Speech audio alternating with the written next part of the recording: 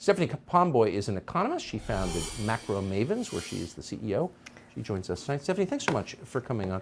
So can you just give us your coolest, most detached assessment of what we're seeing? This seems like a big deal, is it?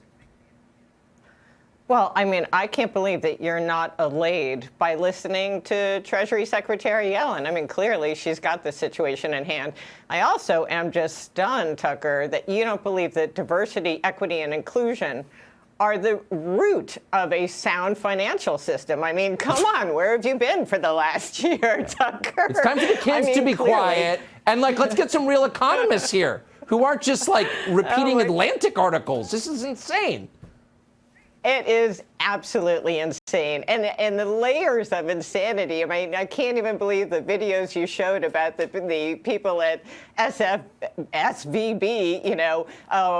focused on the women's ski vacations and whatnot. It's just nonsense. And you're right. What we're facing right now is really serious. I mean, we are on the brink of a 2008 style financial crisis, and I'm not trying to be hyperbolic. In fact, you and I discussed this at length in our long-form interview several months ago.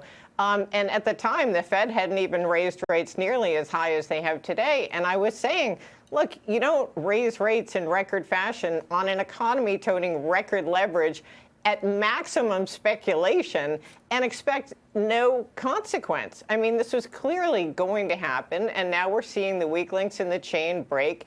The areas where speculation was most rampant and most egregious are clearly coming down, and they're doing so as they seem to do in all the three-letter acronyms, just like they did in 2008. We're back to the three-letter acronyms, and there'll be a lot more of those. And frankly, I think, this is the unintended consequence of the Fed's monetary policy, yes, layered with really bad fiscal policy on top of it. But essentially, they've been encouraging people to take reckless risks for years just because you had no alternative. You could get 0% sitting in a T-bill or having your money in the bank, or you could run out and you could speculate.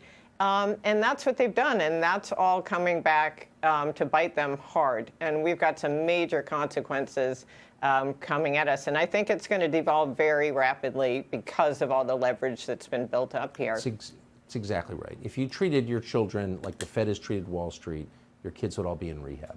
And what they've done is bad, no doubt. Stephanie Pomboy, I appreciate your wisdom on this. Thank you. Thank you, Tucker. Pleasure. So if you want to know what's actually happening, ignore the noise. Oh, transgender equity. Okay, fine.